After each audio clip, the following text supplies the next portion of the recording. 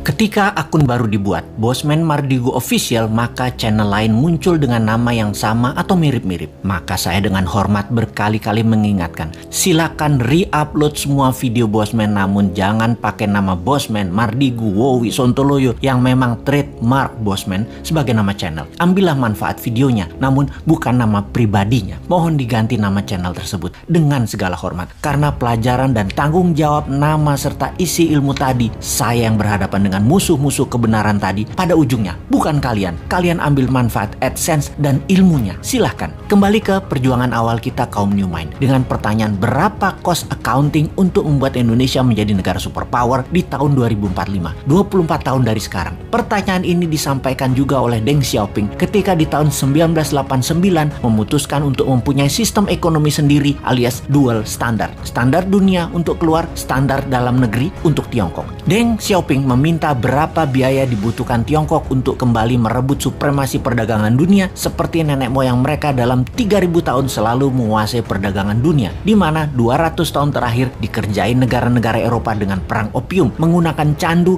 untuk membuat goblok otak 30 juta rakyat Tiongkok dan juga pejabatnya. Lalu perdagangan Tiongkok dikendalikan Eropa sekian lama. Pertanyaan Deng Xiaoping tadi di tahun 1989 dijawab dan benarlah. 20 tahun setelahnya Tiongkok menjadi negara maju dan 20 tahun kemudian, yaitu sekarang, Tiongkok menjadi kekuatan yang ditakuti. Pertanyaan awal kita, berapa cost accounting untuk membangun Indonesia untuk menjadi negara superpower di tahun 2045 itu? Hal itu sangat penting. Berapa modal yang dibutuhkan? Berapa dana yang dibutuhkan? Dan itu harus diketahui sekarang. Semua itu akan kita ciptakan dananya serta pekerjaannya untuk 100% warga Indonesia. Kita lompat ke tahun 2030 ke depan. Di tahun 2030 atau kurang dari 9 tahun lagi, dari saat ini dunia menjadi lain dengan dunia yang kita kenal 100 tahun terakhir. Pandemi 4 tahun hingga tahun 2025 merubah 60% kehidupan manusia. Teknologi bioengineering, biomedical, menggeser DNA dan RNA manusia membuat manusia menjadi super karena lawannya penyakit juga menjadi super. Penyakit bawaan atau penyakit karena virus bermutasi. Manusia pun bermutasi dengan perubahan genetik tubuh manusia dipicu dengan growth factor biomedical. Di sisi lain, secara politik, kalau Amerika tidak hantam secara militer negeri Tiongkok dalam kurang waktu 3 tahun ke depan, maka di tahun 2030 Tiongkok akan menjadi negara superpower nomor 1. Dan saya garansi Amerika tidak akan serang Tiongkok. Amerika tuh chicken sekarang. Sungguh. Kemudian komunikasi 6G dipimpin Tiongkok. Distribusi kapal niaga dan seluruh gadget serta transaksi perdagangan dikuasai Tiongkok. Kesehatan dikuasai globalis cabal. Demikian juga sumber informasi big data dan currency akan dikuasai cabalis. Kemudian kehidupan pertanian akan semakin sulit. Alam semakin gersang. Cuaca tidak bisa dibaca dan dikendalikan.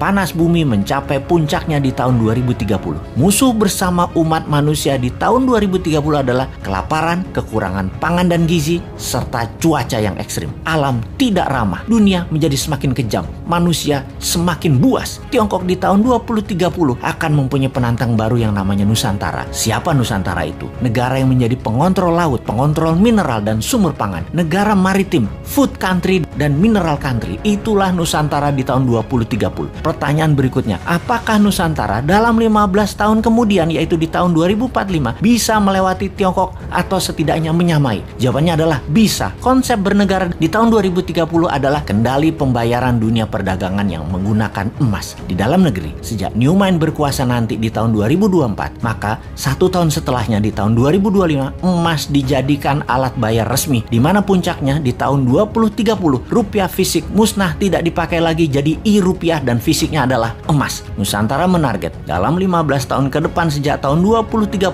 transaksi dunia 50% memakai emas. Itulah awal Nusantara menjadi negara superpower di tahun 2045. Kunci penting berikutnya di periode 2045 sampai 2070, di mana dunia sepakat tidak akan ada lagi perang militer, namun semua negara berkolaborasi merubah dunia menjadi lebih baik. 2045 hingga tahun 2070, Nusantara menjadi negara superpower yang memimpin garda terdepan pejuang lingkungan hidup, kesehatan, edukasi, dan sustainable eco-living. Nusantara memimpin perbaikan alam selama 15 tahun hingga tahun 2070.